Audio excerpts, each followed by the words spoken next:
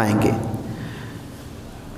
آج جس موضوع پر میں نے بات کرنی ہے وہ ہے آقا علیہ السلام کی بارگاہ کے آداب۔ تو میں مکہ مدینہ سے آیا ہوں تو میں چاہوں گا کہ اسی حوالے سے آج بات ہو۔ خاص طور پر ایک بات ذہن نشین کرنے کہ آقا علیہ السلام کی بارگاہ کے آداب اللہ نے بتائے ہیں۔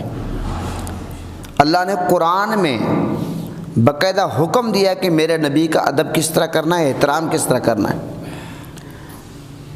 میرے آقا نے اپنی بارگاہ کے آداب خود نہیں بتائے۔ اگر میرے آقا اپنی بارگاہ کے آداب خود بتاتے، ہو سکتا ہے کوئی بھی 14ویں صدی کا ملا کہہ دیتا، اگر میرے آقا بتا دیتے تو وہ حدیث کہلاتی، تو کہہ دے گا یہ حدیث ضعیف ہے، یہ موضوع ہے، فلاں ہے، بہانہ بنا لیتا۔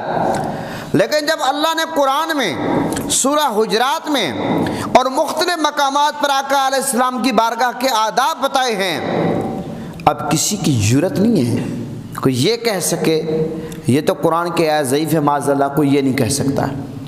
تو آقا علیہ السلام کی بارگاہ کے آداب اللہ نے بتائے ہیں۔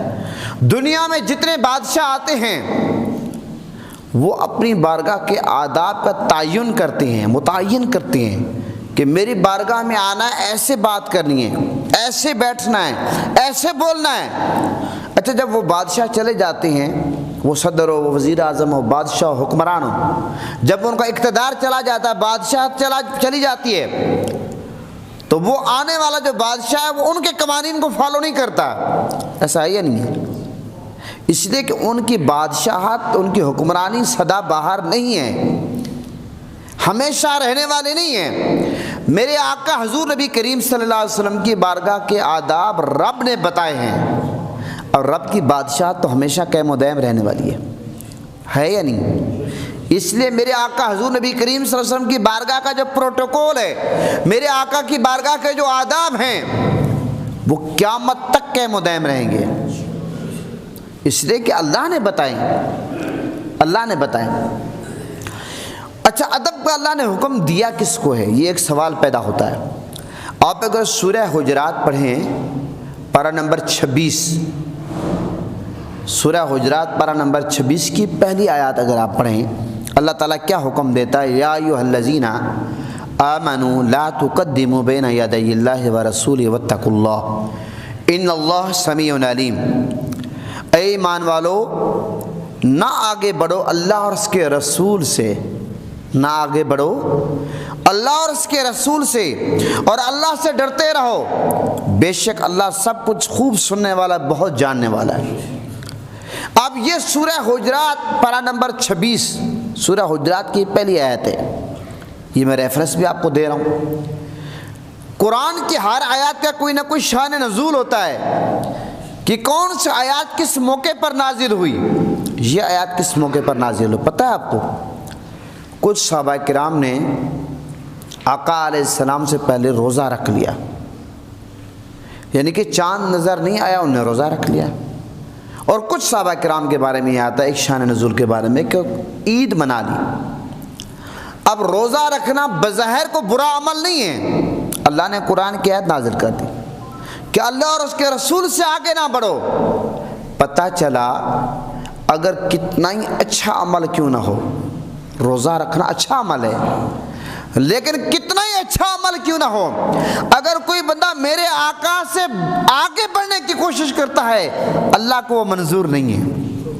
اس لیے اللہ نے فرمایا کہ اللہ اور اس کے رسول سے آگے نہ بڑھو۔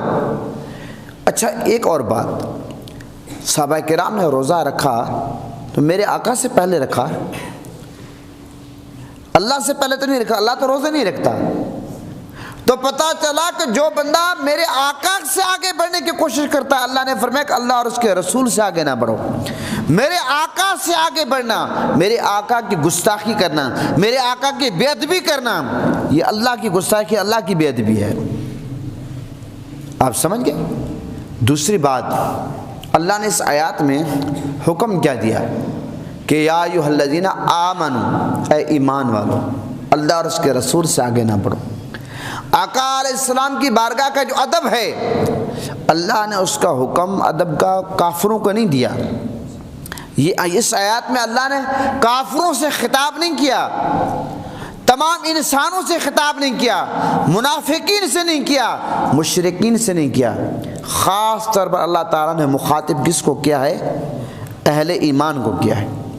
تو پتہ چلا کہ جو اپنے آپ کو مومن کہے، جو اہل ایمان ہیں، ان پر نبی کا احترام لازم ہے، انہیں نبی سے آگے نہیں بڑھنا، نبی کی پیروی کرنی ہے، نبی کی پیروی کرنی ہے۔ آپ کو وہ روایت یقیناً اگر میں خلاصے کے طور پیش کروں، جب کچھ صحابہ کرام ازواج مطہرات کے ہاں تشریف لے گئے، پوچھنے لگے کہ آقا علیہ السلام کے معمولات کیا ہیں، عبادت کے، ریاضت کے، سونے کے، جاگنے کے، تو بتا دیا گیا۔ تو 3 شخص تھے، ان میں سے ایک نے کہا کہ میں ہمیشہ روزے سے رہوں گا، ایک نے کہا کہ میں نکاح نہیں کروں گا، مختلف باتیں کی۔ جب آقا علیہ السلام کو پتہ چلا تو میرے آقا نے ناراضگی کا اظہار فرمایا۔ میرے آقا نے فرمایا میں آرام بھی فرماتا ہوں، میں کھاتا بھی ہوں، میں پیتا بھی ہوں، میں روزے بھی رکھتا ہوں، میں سحری بھی کرتا ہوں، میں افطاری بھی کرتا ہوں۔ اب مجھے آپ یہ بتائیں، اگر کوئی بندہ یہ کوشش کرے کہ نبی پاک صلی اللہ علیہ وسلم نے معاذ اللہ یہ عبادت تھوڑی کی، ہم بڑھتے آگے بڑھنے کی کوشش کرتے ہیں، اللہ کو وہ منظور نہیں ہے۔ میرے آقا حضور نبی کریم صلی اللہ علیہ وسلم نے جو کچھ کیا ہے وہ مکمل ہے، اس میں کوئی کمی نہیں ہے۔ تو محترم حضرات، اسی طرح قرآن مجید کی ایک اور آیت، سورہ حجرات کی آیت نمبر 2، اللہ نے کیا فرمایا کہ یا ایھا الذین آمنوا لا ترفعوا اصواتکم فوق صوت النبی ولا تجہروا لہ بالقول کجہر بعضکم لبعض ان تحبط اعمالکم وانتم لا تشعرون۔ اے ایمان والو، اس نبی کی آواز پر اپنی آواز بلند نہ کرو، جس طرح تم آپس میں بات کرتے ہو تمہارے اعمال ضائع ہو جائیں گے، تمہیں شعور نہیں ہوگا، تمہیں شعور نہیں ہوگا۔ اب آپ کو پتہ ہے قرآن پاک کی یہ جو آیت ہے سورہ حجرات کی آیت نمبر 2، اس کا شان نزول کیا ہے؟ ایک صحابی رسول تھے جن کا نام تھا حضرت قیس رضی اللہ عنہ، وہ کانوں سے کم سنتے تھے، کانوں سے کم سنتے تھے، اور آپ کو پتہ ہے کہ جو کانوں سے کم سنتا ہو وہ اونچی آواز میں بات کرتا ہے، وہ یہ سمجھتا ہے کہ باقی لوگ بھی کم سنتے ہیں، ایسا ہے یا نہیں ہے؟ ایسا ہے۔ اللہ نے قرآن کی آیت نازل کر دی کہ جو نبی کی آواز پر اپنی آواز بلند کرے گا اس کے اعمال ضائع ہو جائیں گے، اس کو شعور بھی نہیں ہوگا۔ حضرت قیس رضی اللہ عنہ کو جب پتہ چلا کہ بھئی میرے بارے میں تو قرآن کی آیت نازل ہوگی، حضرت قیس رضی اللہ عنہ بہت پریشان تھے، بہت پریشان تھے، اداس سے۔ میرے آقا نے شفقت فرمائی، حضرت قیس نے یہاں تک کہنا شروع کر دیا میں تو جہنمی ہو گیا ہوں، لیکن میرے آقا نے فرمایا نہیں، آپ جہنمی نہیں ہیں۔ اب ہوا کیا؟ اللہ نے حکم نازل کر دیا قیامت تک، تاکہ کوئی یہ بہانہ بنا کر میرے آقا کی بارگاہ میں اونچی آواز میں بات کرنے کی جرأت بھی نہ کر سکے، کوئی یہ نہ کہے میں تو کانوں سے کم سنتا ہوں، میں معذور ہوں لہذا میں اونچی آواز میں بات کرتا ہوں۔ نہیں، اللہ نے حکم بھی نازل کر دیا اور میرے آقا نے شفقت فرماتے ہوئے حضرت قیس کو بھی بچا لیا، حضرت قیس کو بھی بچا لیا۔ اب نبی پاک صلی اللہ علیہ وسلم کی وہ بارگاہ ہے، اگر کوئی بندہ اونچی آواز میں بات کرے اس کے اعمال تباہ ہو جاتے ہیں، اس کو توبہ کی توفیق ہی نہیں ملتی، اور توبہ کی توفیق ملے کیسے جب اس کو شعور ہی نہیں ہوتا۔ اصل میں ایک شعور کی مثال دیتا رہتا ہوں کہ دیکھیں آپ کا گھر ہے، آپ کے گھر میں الماری ہے، آپ نے کچھ جمع پونجی، اب تو لوگ بینک میں رکھتے ہیں، پہلے لوگ گھروں میں رکھتے تھے، تو خزانے لوگ زمین میں دفن بھی کر دیتے تھے، تو اب لوگ پیسہ بینک میں رکھتے ہیں۔ بہرحال کوئی غریب آدمی ہے، اس نے جمع غم خوشی کے لیے کچھ نہ کچھ پیسے گھر میں رکھے ہوئے ہیں الماری میں، اللہ معاف فرمائے وہ پیسے چوری ہو گئے۔ اب اچانک اس بندے کو کہیں شادی پہ جانا پڑا، اس نے کہا چلو میں ذرا لفافے میں تھوڑا سا جو ہے سلامی کے لیے کچھ پیسے ڈالتا ہوں۔ جب اس نے الماری کھولی دیکھا کوئی پیسے ہیں ہی نہیں، پتہ چلا چوری ہو گئے۔ اسی طرح اللہ معاف فرمائے ایمرجنسی ہو گئی ہے، اس نے ہسپیٹل میں جانا ہے، اب وہ الماری کا دروازہ کھولتا ہے، پتہ چلا پیسے چوری ہو گئے۔ اب اس کو شعور نہیں تھا کہ چوری کا شعور نہیں تھا. اگر اس کو پہلے پتا ہوتا کہ میری چوری ہو گئی ہے, وہ غمی خوشی کے لیے کچھ نہ کچھ جمع پونجی کر لیتا. ایسا ہے یا نہیں ہے؟ اس کو شعور نہیں ہوا. اب میں جو بات آپ کو کہنا چاہتا ہوں وہ یہ ہے کہ معاذ اللہ اللہ معاف کرے, جو آقا علیہ السلام کی بارگاہ میں اونچی آواز میں بات کر بیٹھے, یہ ایسی گستاخی ہے کہ اللہ تعالیٰ اس کے اعمال ضائع کر دیتا. اس کو شعور بھی نہیں ہوتا. وہ تو یہ سمجھے گا کہ میرے پاس نمازیں ہیں, میرے پاس روزے ہیں, میرے پاس حج ہیں, نیک اعمال ہیں, صدقات و خیرات ہیں, لیکن قیامت کے دن اس کے پلے کچھ نہیں ہوگا. اس کے پلے کچھ نہیں ہوگا. اللہ نے اس کو شعور کی توفیق ہی نہیں دی, اس کو شعور بھی نہیں دیا. اور اللہ نے اور اگر اس کو شعور ہو جاتا کہ میں نے نبی پاک صلی اللہ علیہ وسلم کی معاذ اللہ میرے اونچی آواز بات کرنے سے حضور کی بارگاہ میں گستاخی ہو گئی ہے, تو ہو سکتا وہ توبہ کر لیتا, وہ روتا گڑ گڑاتا, اللہ سے معافی مانگتا. نہیں, اللہ نے قانون یہ بنایا کہ جو میرے محبوب کی بارگاہ میں اونچی آواز میں بات بھی کرے, میں اس کو یہ شعور بھی نہیں دیتا کہ وہ توبہ کرے. جب شعور نہیں ہوتا تو وہ توبہ کیسے کرے گا؟ اب بات سمجھ گئے؟ مجھے آپ یہ بتائیں, اونچی آواز میں کوئی بات کر لے, اللہ تعالیٰ اس کو توبہ کا شعور بھی نہیں دیتا, تو مجھے آپ یہ بتائیں کہ جو نبی پاک صلی اللہ علیہ وسلم کی گستاخی کرے, بے ادبی کرے, اللہ تعالیٰ اس سے کس قدر ناراض ہوتا ہوگا؟ یہ سوچنے کی بات. اچھا, پھر آپ یہ دیکھیں, کچھ لوگ دوپہر کے وقت آقا علیہ السلام کی بارگاہ میں تشریف لے گئے, دروازے پہ یا باہر کھڑے ہو کر آوازیں دی. یہ جو سورہ حجرات کے آیت نمبر 4 ہے, ان الذین ینادونک من وراء الحجرات اکثرهم لا یعقلون, کہ اے حبیب صلی اللہ علیہ وسلم بے شک جو لوگ آپ کو حجروں کے باہر سے پکارتے ہیں ان میں اکثر ناسمجھ ہیں, بے عقل ہیں. اچھا, مجھے آپ یہ بتائیں اس آیات کا شان نزول کیا ہے کہ دروازے پہ جا کر آوازیں بلند کی؟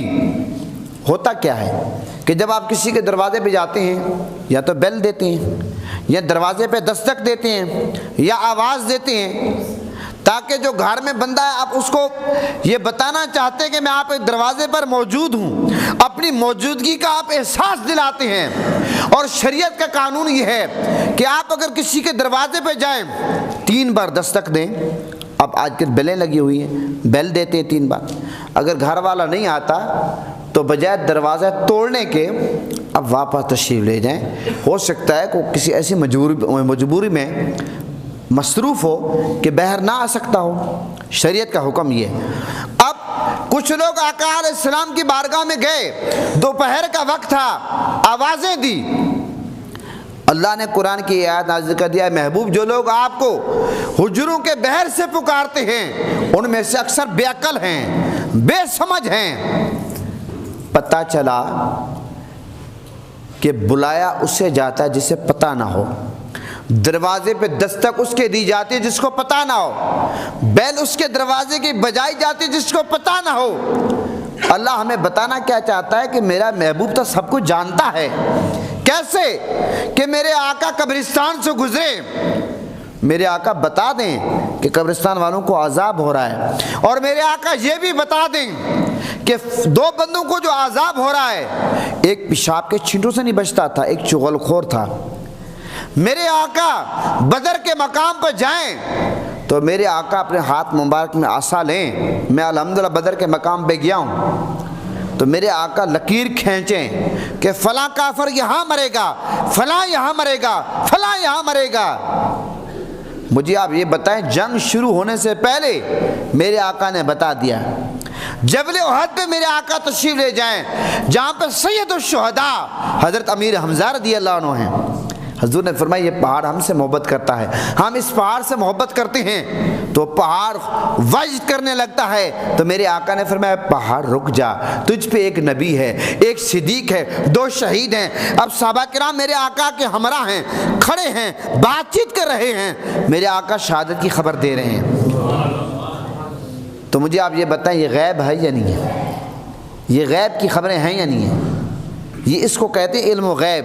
اللہ نے اپنے محبوب کو یہ شان عطا فرمائی ہے، اللہ کی یہ شان ذاتی ہے، اللہ نے اپنے محبوب کو یہ شان عطا فرمائی، تو میرے آقا کی یہ شان عطائی ہے، تو پتہ چلا کہ دروازے پر دستک اس کے دی جاتی ہے، بیل اس کے دروازے پہ دی جاتی ہے، دروازہ اس کا کھٹکھٹایا جاتا ہے۔ جس کو پتہ نہ ہو میرے آقا کو تو سب پتہ ہے، لہذا میرے آقا کے دروازے کے باہر جا کر آوازیں دینا یہ بے عقل لوگوں کا کام ہے، بے شعور لوگوں کا کام ہے۔ اس لیے میرے آقا تشریف فرما تو گھر میں ہیں، میرے آقا جانتے ہیں کہ دروازے پہ کون کھڑا ہے، اس لیے اللہ نے قرآن میں فرمایا سورہ حجرات پارہ نمبر 26 میں، اے محبوب جو لوگ آپ کو حجروں کے بھید سے پکارتے ہیں ان میں سے اکثر بے عقل ہیں، ان میں سے اکثر بے عقل ہیں۔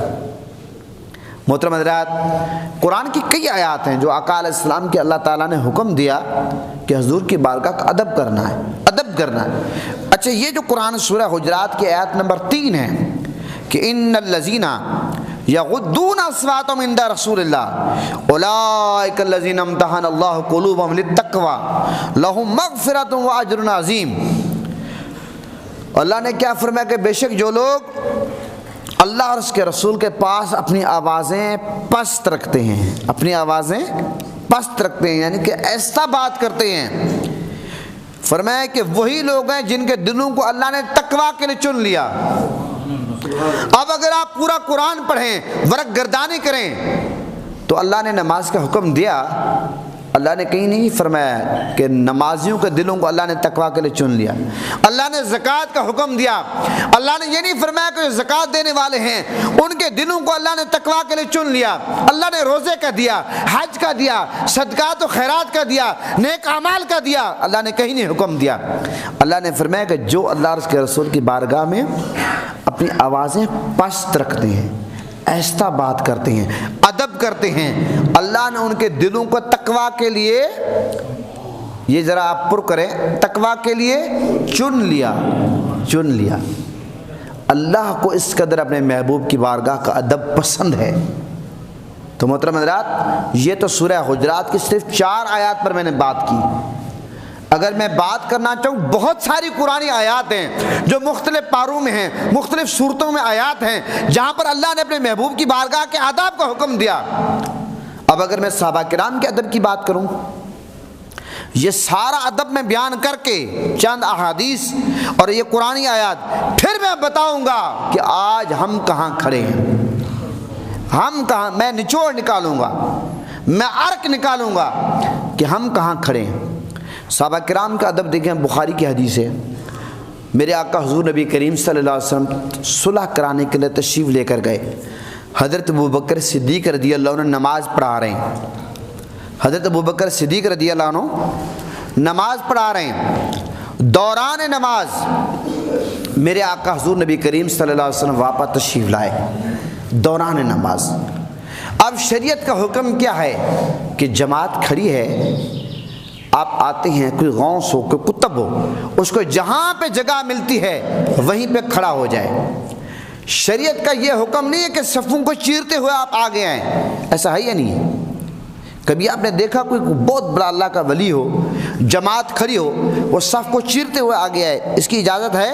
نہیں ہے۔ لیکن جب میرے آقا حضور نبی کریم صلی اللہ علیہ وسلم واپس تشریف لائے، حضرت ابوبکر صدیق رضی اللہ عنہ خلیفہ اول نماز پڑھا رہے، صحابہ کرام کو پتہ چل گیا، خوشبو آ گئی، میرے آقا کی خوشبو آ گئی کہ میرے آقا تشریف لے آئے۔ حالانکہ جو بندہ نماز میں ہے اس کا منہ آگے کی طرف ہے، پیچھے آنے والے کا پتہ نہیں چلتا۔ پتہ چلا کہ خوشبو مصطفیٰ ایک ایسی میرے آقا کی خوشبو تھی کہ وہ پھیل گئی جب میرے آقا تشریف لے آئے، اور صحابہ کرام پہچان گئے کہ میرے آقا تشریف لے آئے۔ تو میرے آقا جب تشریف لے آئے، صفوں کو چیرتے ہوئے میرے آقا آگے آئے۔ صحابہ کرام نے بخاری کی حدیث سے ایسے نماز میں تالیاں بجائی، یہ بخاری کی حدیث ہے۔ اب حضرت ابوبکر صدیق رضی اللہ عنہ نماز پڑھانے پیچھے آ گئے۔ میرے آقا نے حکم دیا، صدیق اکبر نماز مکمل کرو، نماز مکمل کرو، لیکن صدیق اکبر نے حضور کی یہ بات نہیں مانی، کیونکہ ادب کا معاملہ تھا۔ جہاں سے صدیق اکبر نے نماز چھوڑی ہے وہیں سے میرے آقا نے شروع کر دی، وہیں سے میرے آقا نے شروع کر دی. مجھے آپ یہ بتائیں اگر نماز میں آپ اس طرح تالیاں بجانا شروع کر دیں، تالیاں بجانا شروع کر دیں، نماز میں آپ ادھر ادھر دیکھنا شروع کر دیں، نماز ٹوٹ جاتی نہیں ٹوٹ جاتی؟ لیکن اگر غیر کے لیے آپ ایسا کریں نماز ٹوٹ جاتی ہے، میرے آقا کے لیے کریں نماز نہیں ٹوٹتی. کیوں؟ کہ اگر آپ غیر کو نماز میں سلام کرتے ہیں نماز ٹوٹتی نہیں ٹوٹتی؟ اگر میں کہہ دوں السلام علیکم ملک صاحب، نماز ٹوٹ جائے گی نہیں ٹوٹ جائے گی؟ لیکن میرے آقا کو اگر آپ نماز میں سلام نہ کریں، السلام علیکم ایھا النبی، نماز اگر آپ نماز میں حضور کو سلام نہ کریں نماز ہوتی ہی نہیں ہے. ایسا ہے یا نہیں ہے؟ غیر کو اگر آپ نماز میں سلام کریں نماز ٹوٹ جاتی ہے، میرے آقا کو اگر نماز میں سلام نہ کریں نماز ہوتی ہی نہیں ہے. بات سمجھے نہیں سمجھے؟ آپ کو بات سمجھ آ گئی؟ تو حضرت ابوبکر صدیق رضی اللہ عنہ سے میرے آقا نے پوچھا، صدیق اکبر جب میں نے آپ کو حکم دیا کہ آپ نے نماز مکمل کریں آپ کیوں پیچھے آ گئے؟ صدیق اکبر رضی اللہ عنہ جو جواب حضور کی بارگاہ میں عرض کیا، یہ جواب ہم سب کو پلے باندھ رہے، ہم اس کو گلے کا تعویذ بنا لیں، دل کی تختی پر نوٹ کر لیں. عرض کرنے لگے یا رسول اللہ، ابو قحافہ کے بیٹے کی جرأت کیا ہے کہ آپ کے آگے کھڑا ہو؟ حضرت ابوبکر صدیق کے والد کا نام کیا؟ ابو قحافہ. عرض کرنے لگے یا رسول اللہ، ابو قحافہ کے بیٹے کی جرأت کیا ہے کہ آپ کے آگے کھڑا ہو؟ یہ ہے ادب، یہ ہے ادب. اب آپ دیکھیں کہ جب حضرت امیر المومنین خلیفہ دوم حضرت عمر فاروق رضی اللہ عنہ، آپ کو پتہ ہے کہ جب حجر اسود کو چومنے لگے، اب آپ کو پتہ ہے کہ حجر اسود کو چومنا چاہیے، لیکن اگر کوئی بندہ چوم نہیں سکتا تو حجر اسود کو سلام کرنا ہے. ایسا ہے یا نہیں ہے؟ اس طرح کر کے چوم لینا ہے. لیکن جب حضرت فاروق اعظم رضی اللہ عنہ حجر اسود کو چومنے لگے تو حجر اسود سے فاروق اعظم نے ایک بات کی ہے. کیا کی؟ کہ حجر اسود میں جانتا ہوں تو ایک پتھر ہے، نہ نفع دیتا ہے نہ نقصان دیتا ہے، اگر میرے آقا کے لب آپ کو نہ لگے ہوتے میں کبھی نہ چومتا، میرے آقا کے لب نہ لگے ہوتے میں کبھی نہ چومتا. تو مولا علی نے کیا اس موقع پہ فرمایا، فاروق اعظم یہ پتھر نفع بھی دے گا نقصان بھی دے گا، یہ قیامت کے دن گواہی دے گا کہ فلاں فلاں بندے نے مجھے چوما ہے، فلاں ابن فلاں.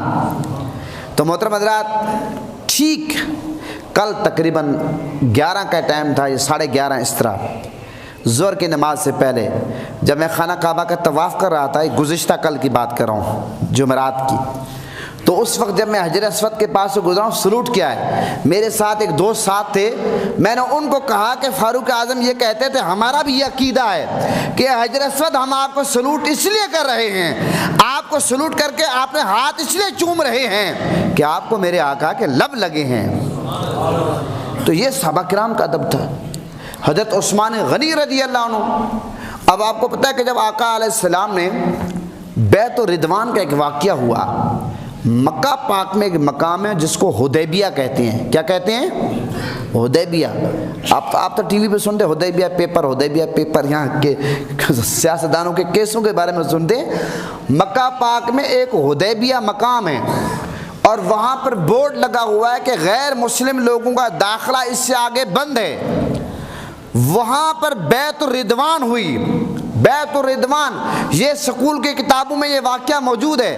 آقا علیہ السلام نے صحابہ کرام سے بیعت لی، کس موقع پر لی یہ قرآن میں باقاعدہ موجود ہے. وقت کے دامن میں گنجائش نہیں کہ میں تفصیل سے بات کروں. میرے آقا نے حضرت عثمان غنی رضی اللہ عنہ کو، میرے آقا حدیبیہ کے مقام پہ تشریف فرماتے، حضرت عثمان غنی رضی اللہ عنہ کو میرے آقا نے بھیجا کہ آپ جائیں جا کر مشرکین مکہ کو کہیں کہ اس سال ہم جنگ کرنے کے لیے نہیں آ رہے، ہم عمرہ کرنے کے لیے آ رہے ہیں. تو جب حضرت عثمان غنی رضی اللہ عنہ وہاں پہنچے تو مشرکین مکہ نے کیا کہا کہ ہم آپ کے نبی کو آنے نہیں دیں گے، ہاں اگر آپ کعبے کا طواف کرنا چاہتے کر لیں. اب حضرت عثمان غنی رضی اللہ عنہ صحن کعبہ میں کھڑے ہیں، کعبے کو دیکھنے کے لیے نگاہیں ترس رہی ہیں، لیکن آپ نے اس موقع پر مشرکین مکہ کو جواب کیا دیا کہ نادانو، آپ نے میرے ایمان کی حقیقت کو سمجھا ہی نہیں، میں نبی کے بغیر کعبے کا طواف کروں؟ مجھے آپ یہ بتائیں، نہ اللہ نے منع کیا ہے نہ رسول نے منع کیا ہے، صحن کعبہ میں کھڑے ہیں، حضرت عثمان غنی نے کعبے کا طواف کیوں نہیں کیا؟ یہ آقا علیہ السلام کی بارگاہ کا ادب تھا کہ جس نبی نے کعبے کا تعارف کروایا کہ کعبہ کعبہ ہے، جس نبی نے تعارف کروایا کہ اللہ ایک ہے، جس نبی نے بتایا کہ قرآن کے 30 پارے ہیں، اس نبی کے بغیر میں کعبے کا طواف کروں؟ آج کے اگر کوئی مولوی ہوتا وہ کہتا میں غنیمت جانتا ہوں، جب اللہ اور اس کے رسول نے منع نہیں کیا میں کعبے کا طواف کرتا ہوں۔ یہ تھا صحابہ کا ادب۔ مولا علی کی بات میں کروں اگر آپ کے سامنے، خیبر کے موقع پر آقا علیہ السلام کی گود میں مولا علی کا سر مبارک ہے، عصر کی نماز مولا علی کی قضا ہو گئی، میرے آقا نے ادا فرما لی، لیکن ہوا کیا؟ جب میرے آقا کی آنکھ مبارک کھلی، میرے آقا نے فرمایا کہ میری آنکھ لگتی ہے میرا دل جاگتا ہے، تو میرے آقا کی بظاہر آنکھ لگی ہوئی تھی۔ جب میرے آقا حضور نبی کریم صلی اللہ علیہ وسلم نے مولا علی سے پوچھا، علی المرتضیٰ آپ نے نماز ادا کر لیے؟ مولا علی حضور کی بارگاہ میں عرض کرتے ہیں یا رسول اللہ نہیں۔ تو اس موقع پر اب مولا علی کے لیے بہت بڑی آزمائش تھی، عصر کی نماز جس کو نماز وسطیٰ کہتے ہیں۔ ایک طرف تو مولا علی دیکھتے تھے میں آقا علیہ السلام کو بیدار کروں، عصر کی نماز ہے، نماز وسطیٰ ہے، نماز قضا ہو رہی ہے، اور دوسری طرف قرآن کی آیت ہے کہ اطیعوا اللہ واطیعوا الرسول، رسول کی اطاعت کرنا اللہ کی اطاعت کرنا ہے۔ تو مولا علی نے میرے آقا کی اطاعت کی ہے اور میرے آقا کی اطاعت کر کے اللہ کی اطاعت کی ہے۔ اور پھر میرے آقا نے دعا کیا مانگی؟ میرے آقا نے دعا مانگی یا اللہ علی نے آپ کی اطاعت کی ہے، آپ کے رسول کی اطاعت کی ہے، سورج کو واپس پلٹا دے۔ اور راوی کہتے ہیں کہ ڈوبا ہوا سورج واپس پلٹ آیا، اور پھر مولا علی نے عصر کی نماز ادا کی۔ اس لیے تو اعلیٰ حضرت نے اس موقع پر کہا سورج الٹے پاؤں پلٹے، چاند اشارے سے ہو چاک، اندھے نجدی دیکھ لے قدرت رسول اللہ کی۔ مولا علی کے پاس 2 مفتی ہے، ایک عقل کا مفتی تھا، ایک عشق کا مفتی تھا۔ عقل کا مفتی کہتا تھا علی المرتضیٰ حضور کو بیدار کرو نماز قضا ہو رہی ہے، عشق کا مفتی کہتا تھا نمازیں جو قضا ہوں پھر ادا ہوں، نگاہوں کی قضائیں کب ادا ہوں۔ تو عقل کا مفتی ہار گیا، عشق کا مفتی جیت گیا۔ یہ ایک خطیبانہ نقطہ ہے۔ محترم حضرات، حضرت عباس میرے آقا کے رشتے میں چچا ہیں۔ میرے آقا نے پوچھا حضرت عباس سے کہ آپ بڑے ہیں یا میں بڑا ہوں؟ حضرت عباس کا جواب سنے ادب، عرض کرتے ہیں یا رسول اللہ بڑے آپ ہیں، بس میں آپ سے پیدا پہلے ہوا ہوں۔ یہ چچا اپنے بھتیجے کو جواب دے رہے ہیں کہ یا رسول اللہ بڑے آپ ہیں، بس میں پیدا آپ سے پہلے ہوا ہوں۔ صحابہ کرام میرے آقا وضو فرماتے تھے، پانی نیچے نہیں گرنے دیتے تھے، اٹھا کر چہرے پہ مل لیتے تھے۔ صحابہ کرام جب میرے آقا کہ حجامت کرتا تھا، صحابہ کرام بال نیچے گرنے دیتے۔ حضرت خالد بن ولید جیسا بندہ ٹوپی میں بال سلا کے رکھتا تھا۔ المختصر بات یہ ہے دین میرے آقا کی بارگاہ کا ادب کا نام ہے، ادب کا نام ہے۔ منافق نمازیں پڑھتے تھے، روزے رکھتے تھے، حج کرتے تھے، زکوٰۃ دیتے تھے۔ منافقین نے مسجد بنائی، مسجد زرار، لیکن منافقین میں کس چیز کی کمی؟ تو اس مسجد کو اللہ نے حکم دیا آگ لگا دو، کہ حضور کی بارگاہ کا منافقین ادب نہیں کرتے تھے۔ تو آج افسوس کی بات یہ ہے جو میں کہنا چاہتا ہوں کہ خانہ کعبہ سے لوگ چمٹے ہوئے ہیں لیکن ایک ہاتھ میں جوتی ہے۔ خانہ کعبہ کو پیٹ کر کے لوگ سیلفیاں بناتے ہیں، روزہ رسول پر لوگ حاضری دیتے ہیں، باب السلام سے انٹر ہوتے ہیں، ادھر سے لائیو چلا رہے ہیں اور لائیو اپنی بیٹی کو لیا ہوا ہے، ماں کو لیا ہوا ہے، بہن کو لیا ہوا ہے، پیچھے سے پورا باب السلام سے جو لوگ آ رہے ہیں پوری لین ہے، وہ بے پردگی ہو رہی ہے۔ ایک تو آواز بلند ہو رہی ہے، دوسرے نمبر پہ بے پردگی، وہ بھی حضور کی بارگاہ میں، اور لوگ حضور کی بارگاہ میں سلام کے لیے جا رہے ہیں جوتے اس طرح ہاتھ میں ایسے کر کے۔ آج اگر کوئی بندہ قاضی کی پاس جائے، جج کے پاس جائے، مجھے یہ بتائے جوتے اس طرح لے کر جائے گا؟ ایک M N A M P A کے پاس جائے، یار دفع کرو، کہتے ہیں جوتے چوری ہوتے ہیں، ریک بنے ہوئے، مسجد نبوی شریف میں کتنے ریک بنے ہوئے ہیں، آپ کسی سائڈ پہ رکھ دو، نشانی لگا دو۔ بڑے افسوس کی بات ہے، ہم مسلمان ہمیں سوچنا چاہیے۔ اور لوگ وہاں سے دلیر ہو کر آتے ہیں۔ نماز کا حکم کہ نماز کا اتنا ادب ہے کہ نماز سے 40 سال، حدیث کی ایک روایت میں آتا بندہ کھڑا رہے، ایک حدیث میں آتا 80 سال کھڑا رہے، ایک روایت میں آتا کہ زمین میں گھس جائے، نماز کے آگے سے نہ گزرے۔ وہاں پر ذرا بھی کوشش نہیں کی جاتی کہ یار نمازی کے آگے سے ہم نہ گزریں، بلکہ گزر جاتے ہیں۔ ایک ہے مجبوری، یعنی کہ وہاں پر ایک کوشش ہی نہیں کی جاتی۔ قرآن سر کے نیچے، قرآن کی طرف ٹانگیں کی ہوئی ہیں، روضہ رسول کی طرف اس طرح بیٹھے ہیں، ٹانگیں روضہ رسول کی طرف ہیں۔ پیٹھ کرنا تو ایک الگ بات ہے محترم حضرات۔ یہ ساری باتیں کرنے کا مقصد یہ ہے کہ اب وہاں پر ایک عالم دین تھے، وہ کہتے ہیں کہ وہ یو کے سے آئے ہوئے تھے، میرے ان سے مسجد نبی شریف میں ملاقات ہوئی۔ ہم بیٹھے ہوئے تھے مسجد نبی شریف کے صحن میں، ہم نے سوچا کہ اس مسئلے کا حل کیا ہے۔ آپس میں ہم نے بات کی کہ تمام خطباء کو، علماء کو، عوام کو شعور دینا چاہیے کہ بے اللہ رسول کی بارگاہ کا ادب کرو۔ آپ اگر فوٹو بنواتے بنوائیں، آپ اگر ویڈیو بناتے بنوائیں، لیکن پیٹھ نہ کریں، ادب کریں، ادب۔ محترم حضرات، اس لیے میں نے سوچا کہ میں آج ہی، میں مکہ مدینے سے واپس آیا ہوں، مکہ پاک سے تھوڑی دیر پہلے پہنچا ہوں، میں نے سوچا کہ آج بجائے کسی اور موضوع پر بات کرنے کے، آقا علیہ السلام کی بارگاہ کے جو آداب ہیں، اللہ کے گھر کے جو آداب ہیں، ہمیں اس کو ملحوظ خاطر رکھنا چاہیے، قرآن کا ادب کرنا چاہیے، صحابہ اہل بیت کا ادب۔ ایک بات یاد رکھیں، ایک بات یاد رکھیں، جو سفید ریش بزرگ کا احترام نہیں کرے گا کبھی اپنے والد کا احترام نہیں کرے گا۔ جو والد کا احترام نہیں کرے گا وہ کبھی بھی صحابہ کرام کا ادب نہیں کرے گا، وہ پیر و مرشد کا احترام نہیں کرے گا، وہ اساتذہ کا نہیں کرے گا، والدین کا نہیں کرے گا۔ جو صحابہ کا نہیں کرے گا وہ اہل بیت کا نہیں کرے گا، وہ پھر نبی پاک کا نہیں کرے گا، وہ اللہ کے نام کا نہیں کرے گا۔ جو ایک عام کتاب کا احترام نہیں کرے گا جس میں بسم اللہ شریف لکھی ہو، وہ قرآن کا ادب کیسے کرے گا، حدیث کا کیسے کرے؟ وہ قرآن کو ایسے اٹھاتے ہیں، ایسے ایسے بغل میں، یعنی کہ عجیب حال ہے۔ اور وہ لوگ کون ہیں؟ وہ لوگ یہ بہت سارے لوگ ہندوستان سے، پاکستان سے، بنگلہ دیش سے، وہاں جا کر ان کو دیکھ کر ان بندوں میں جرأت آ جاتی ہے۔ اس لیے خدا را ہم وہاں جائیں، وہاں سے ادب سیکھ کر آئیں، ادب کی خیرات لے کر آئیں۔ اللہ رسول ہم سب پہ کرم کرے گا۔ بات طویل ہو گئی، میں معافی چاہتا ہوں، بہت ساری دل کی باتیں تھی، کرنی تھی۔ اللہ رسول کی بارگاہ سے واپس آنا، وہاں سے جو الوداعی حاضری ہوتی ہے، یقیناً جو لوگ گئے ہیں ان کو پتہ ہے کیا کیفیت ہوتی ہے۔ بہرحال میں جس قابل تھا، بہت ساری دعائیں آپ لوگوں نے کی ہے، اللہ تعالیٰ قبول فرمائے، فلسطین کے لیے، پاکستان کے لیے، مسلمانوں کے لیے۔ اللہ تعالیٰ بار بار ہم سب کو مکہ مدینہ دکھائے اور ادب کی دولت سے مالا مال فرمائے۔ پاکستان کا مطلب کیا؟